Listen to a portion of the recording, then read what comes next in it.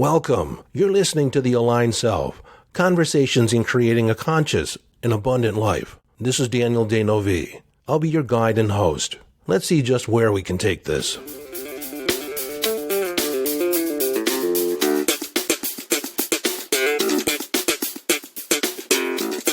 Hello, friend, and welcome into the conversation. If you've been following along moment by moment, episode by episode, you'll notice that there's been a gap in the releases. And I'm to blame for that.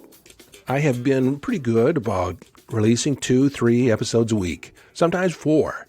And there's been noticeable gaps in a block on my end, a block in my mind. Now, I've used the excuse that I'm busy, I have other things going on, I have clients, I got this going on, this project. But when I really look at it, I had promised to do this series on manifesting. And it's almost as the moment that I decided that I was going to script out or at least plan out the episodes, my creative ability, my creative mind went on strike.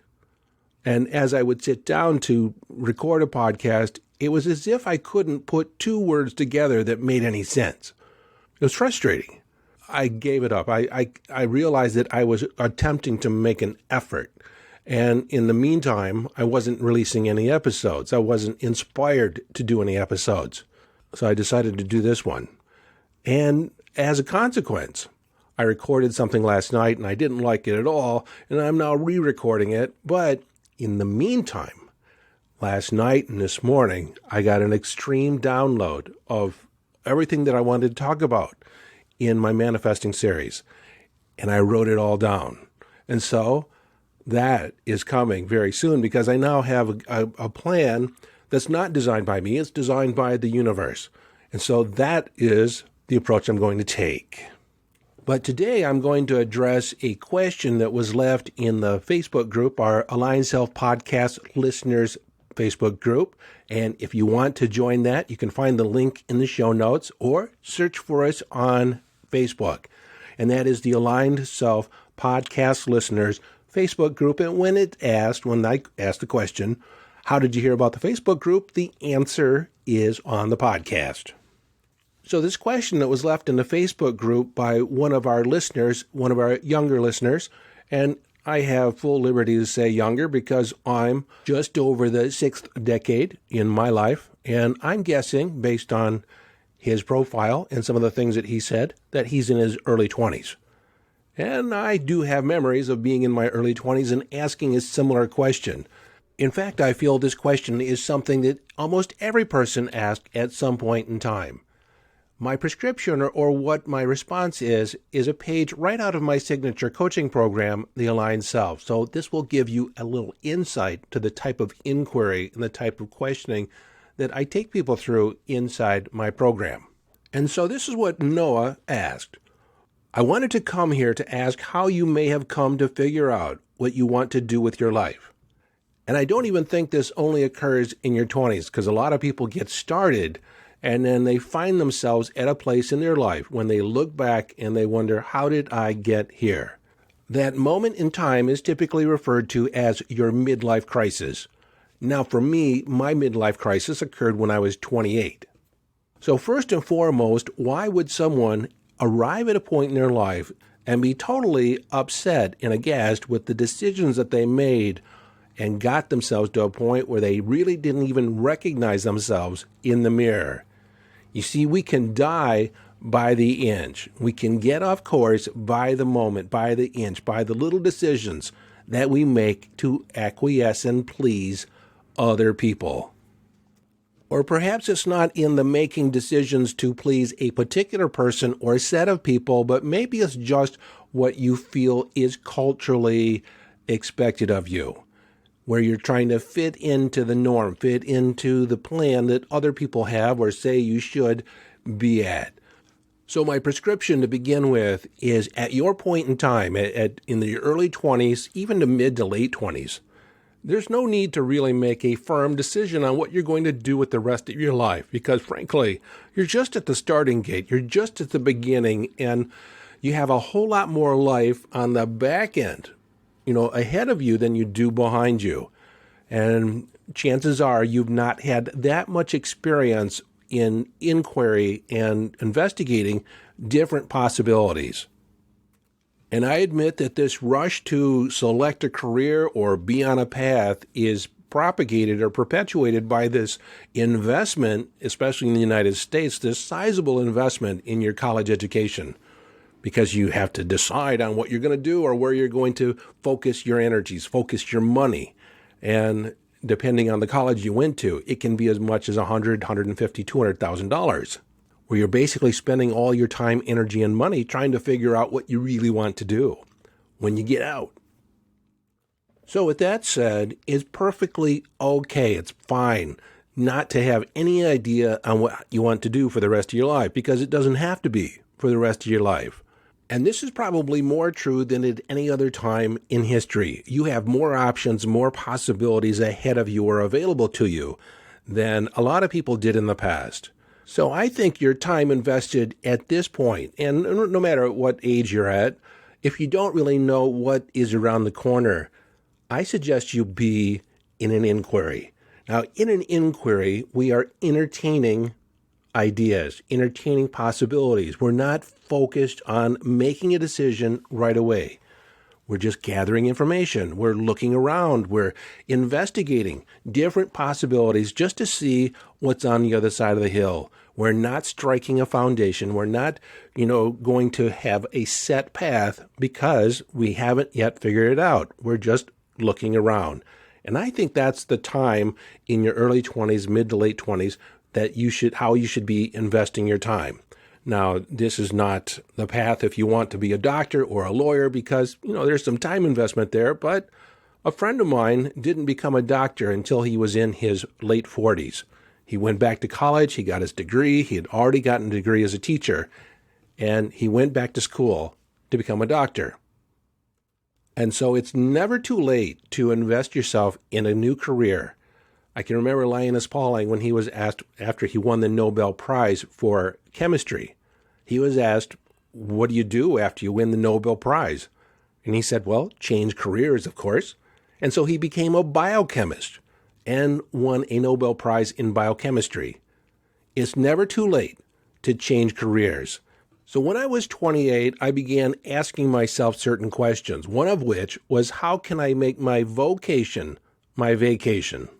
Put another way, how could I create something? How could I invest my time and energy in some career path that would be so fulfilling, so much fun that I would do it for free?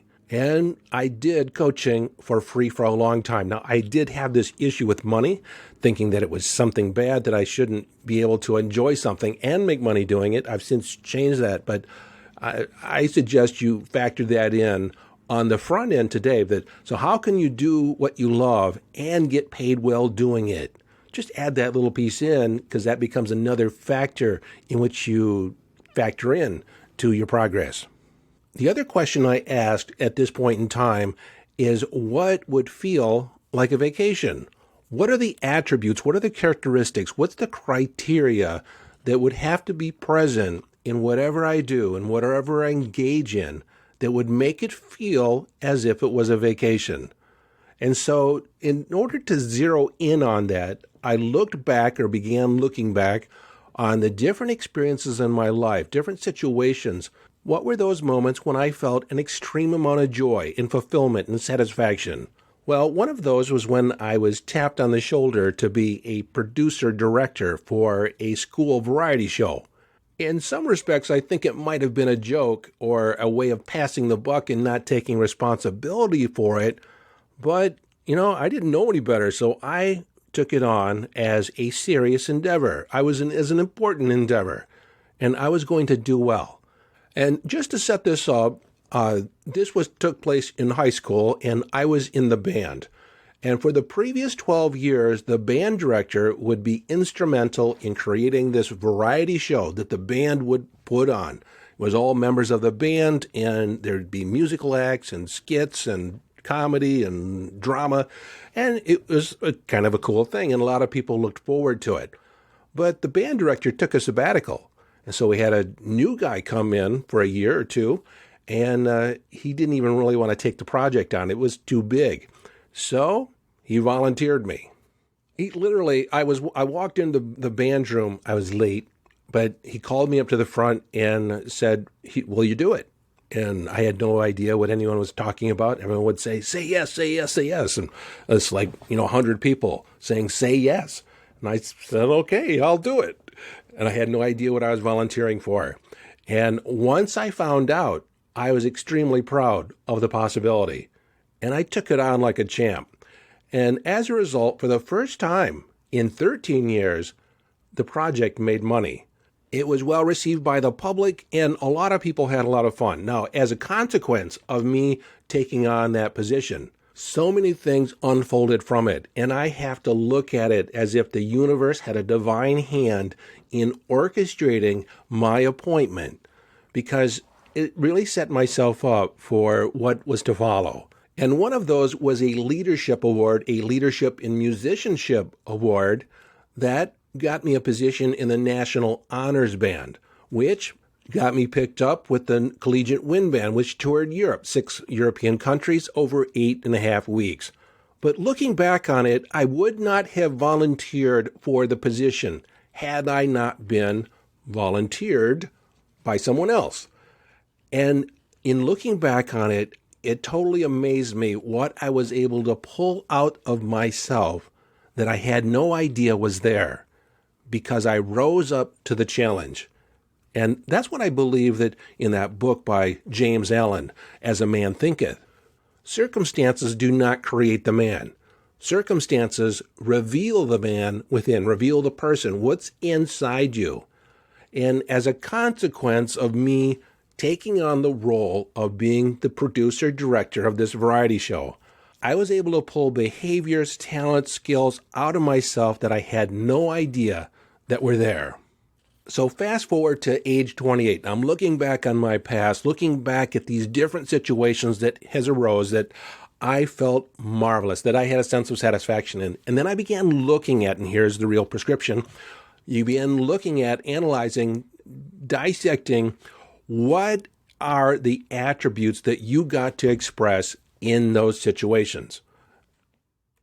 So when I looked at that variety show, the thing that stood out the most was creativity. And so that was an attribute that I knew that was important to me, because when I was creative, when I could creatively express myself, I felt a profound sense of satisfaction. The other thing was leadership, taking on the role of being the leader, being in charge. And so I decided that that was something that I needed to carry forward. The other thing that came out of that is that I was able to identify that it was a project with a beginning and an end, a lot of intensity in it, and then I could rest afterwards.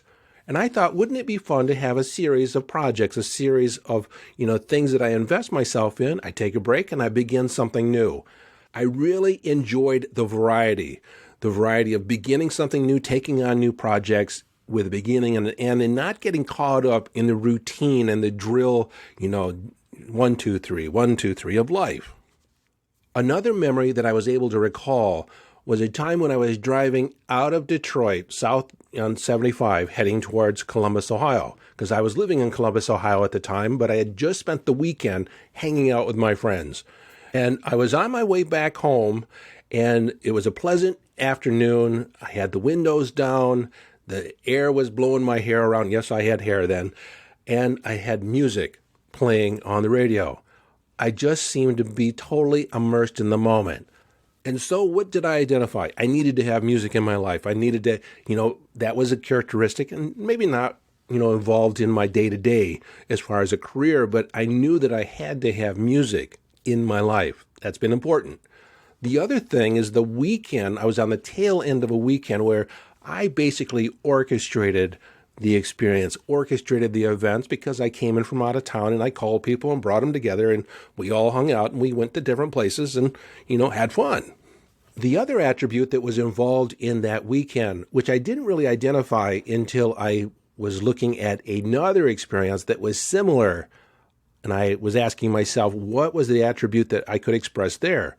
And it was spontaneity. So there was a sense of spontaneity, of putting plans together at the moment and bringing everything, together. And having fun, having an experience, creating experiences. That was key. Now, I need to point out that when you're identifying these past experiences, these past peak moments where you felt marvelously alive, had a sense of satisfaction and joy, it need not be like humongous or very significant. Well, significant in the sense that it, changes the world. I was bored one Friday, and I told the woman that I was dating at the time, I says, why don't you call a couple of your friends? I'm going to call some of my friends, and tomorrow we'll make a pilgrimage. We'll create a caravan, and we'll go up to a beach resort in Michigan. It was a national park, and they had sandy beaches, and it was on Lake Huron. And so the next morning, people descended on my apartment, people showed up, and I got sandwiches, stuff for meals, and we also got some libations and plenty of ice. And we headed out. We proceeded in a caravan, several cars, actually just 3 cars, but it felt like a caravan, felt like an adventure, and we went up to East Tawas, to the national park up there.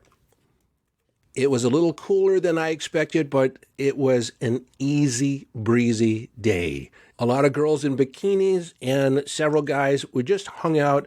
We had fun. And that was another key thing, fun. Fun was an attribute that had to be involved or intertwined into everything that I did from that point forward. So back to my prescription here on how to glean, these attributes from your experiences. Basically just look at what was the theme there. What was the attribute characteristic that you got to express in that situation that made it feel satisfying? Now, in recounting these different attributes for myself, I began identifying these as guiding principles. These are my values: leadership, creativity, fun, love, connection, a higher propensity for the experience over material gain. Because when I did that weekend caravan or that Saturday caravan, I paid for everyone's drinks, food, and gas. I wasn't going to allow any excuse to get in the way of creating this experience, creating this event, because I wanted to have fun. But back to my prescription.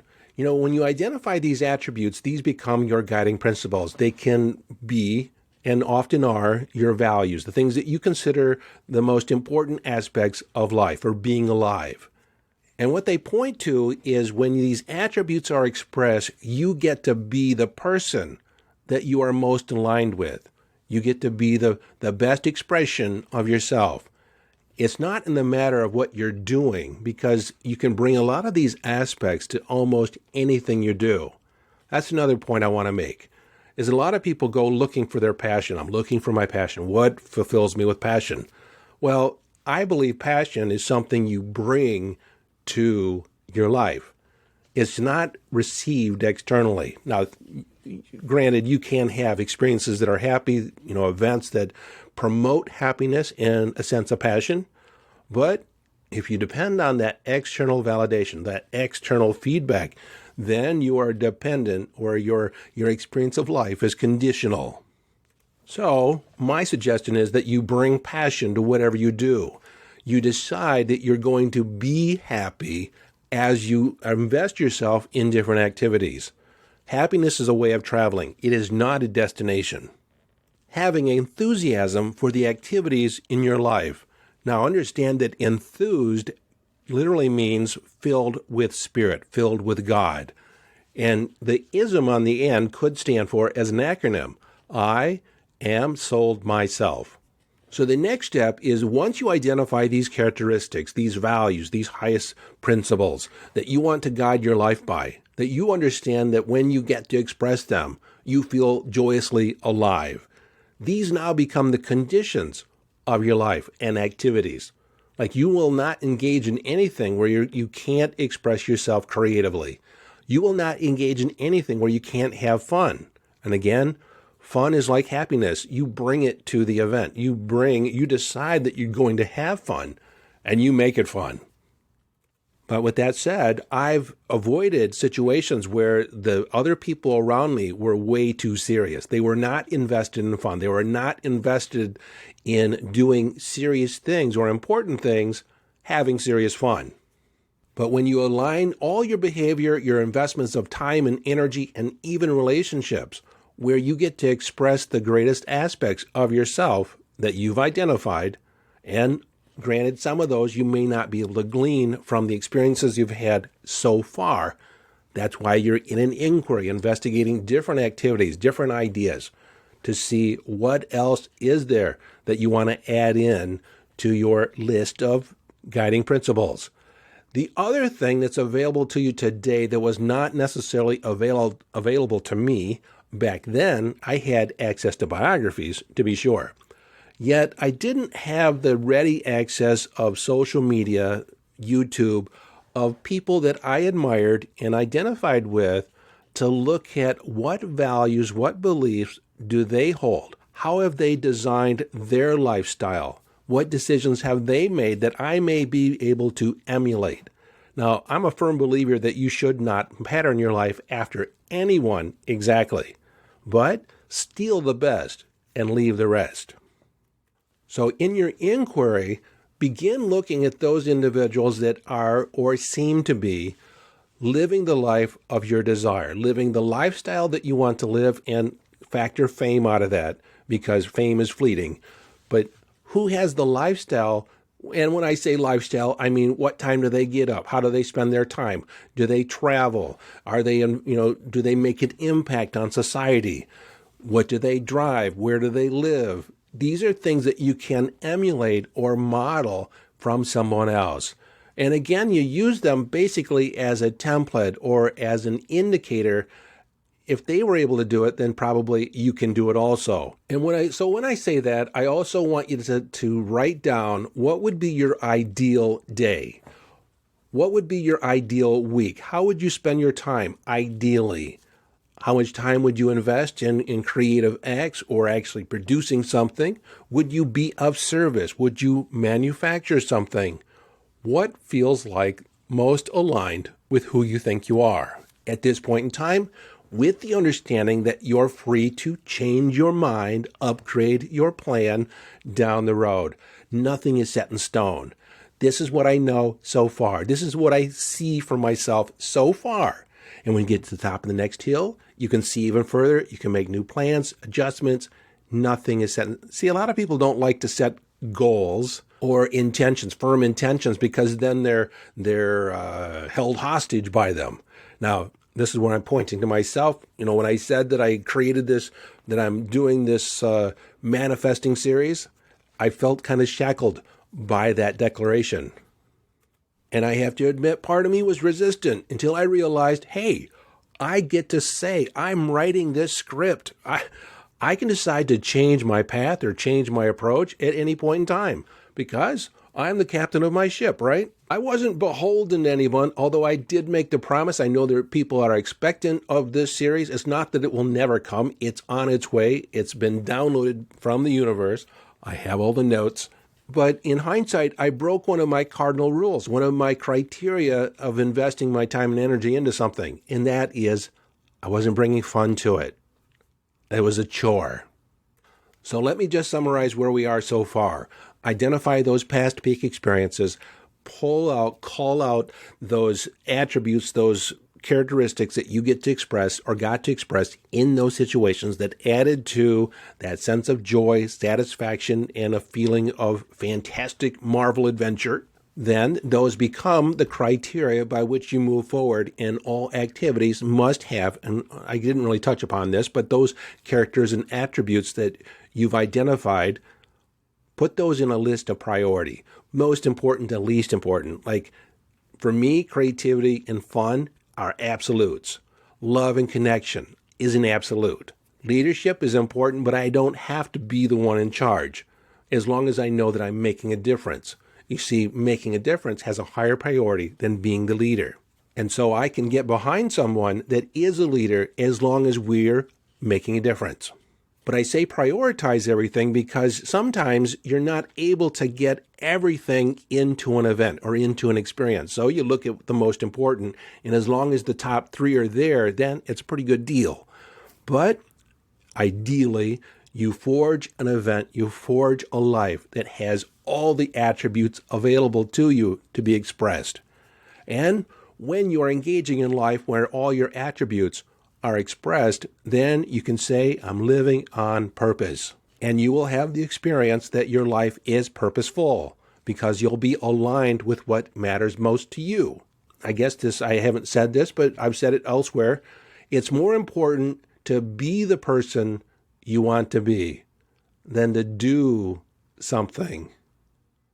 You're not here to do something. You're not here for a particular career. You're here to be an expression. You're here to have your life, the story of your own self-expression. Because by being the you that you want to be, then you'll make the difference you'll want to make. So how do we tie intuition in this and law of attraction in the universe? Well, when I was 18, I had made an intention that I wanted to be a teacher. I wanted to be a person of influence, make an impact. I had just gone to an all-day event at Ford Auditorium, downtown Detroit, and I was exposed to the work of Dr. Wayne Dyer, Zig Ziglar, Vic Cavett, Dr. Dennis Waitley, all these big people, or the greats, thought leaders of the time on motivation and achievement. But I was so jazzed in receiving the ideas that they were throwing out there that I also wanted to do that. I had my experience of the variety show, of being center stage, and I thought, I could do that. Wouldn't it be fun? And when I told my girlfriend at the time, she kind of laughed at me. Like, who was I? What had I ever done? Wasn't I being unrealistic? That's for them. That's not for you. And in some respects, she was right. I was not ready at that moment in time to step into that role. But we ended up breaking up not too long after that. And I thought it was interesting that probably a year and a half later, out of the blue, I got an invitation to visit Success Motivation Institute in Waco, Texas. I met the company president and another thought leader, Paul J. Meyer. I hung out with millionaires and had lunch at the country club. But then I came back to Michigan and went right back to my retail job. But I have to say, the seed was planted. I had exposure to that life. I had exposure to a different career path. And I made another series of choices, mostly to fit into other people's ideas of what was expected of me, pleasing other people, doing culturally the career path, the expected path, only to reach that point at age 28 where I looked in the mirror and I had that sense of inspirational dissatisfaction. I did not recognize the person that I had become because it was not in alignment with that 18-year-old intention that I had for my life.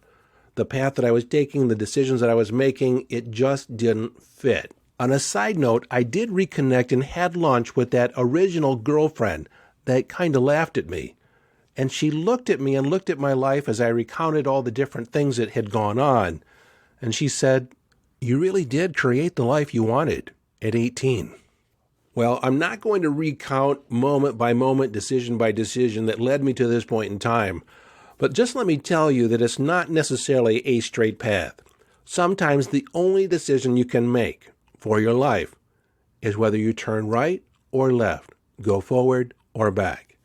You have an urging to investigate that. You have an impulse to go over there, to move. You see, at the center of your being, you know who you are. You know what you want. Your intuitive guidance is there all along. Your higher self, your inner being, your oversoul. There's lots of different names, but it's an aspect of you that is tied to God, Goddess, all it is. But even though there's times when it doesn't feel like it, you are never not on your path. As long as you listen to your intuition, because your intuition will always inform you. And my one regret is that I didn't learn to trust my intuition sooner. It was what it was. It happened the way it happened. And I, looking back on it, it happened perfectly. It couldn't have happened any other way than the way it happened.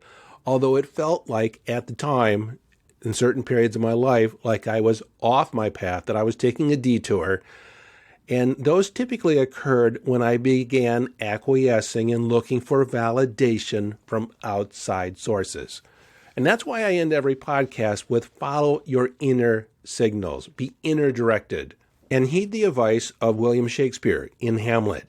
This above all else, to thine own self be true, and so it shall follow as the night the day. Thou canst be false to any man.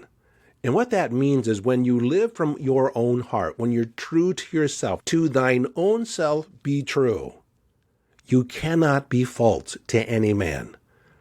When you are authentic, when you are living according to your highest principles of life, then anything you do is purposeful. Anything that you do is aligned with who you're wanting to be, who you choose to be. So Noah, I guess this was a roundabout way to come to this point in our conversation. Be less concerned about what you're going to do with your life and more concerned with who you want to be in your life. How do you want your expression to be? Focus on being the person you want to be, and everything else will fall into place. You will be guided and supported by the universe. Listen and operate your life from inner signals and be immersed in the epic adventure. I'm almost saying the end of the podcast right now, so I might as well end it. This is your friend and host, Daniel Dano V, urging you to follow your bliss. Live your life from inner signals. Be inner directed as you engage in the epic adventure.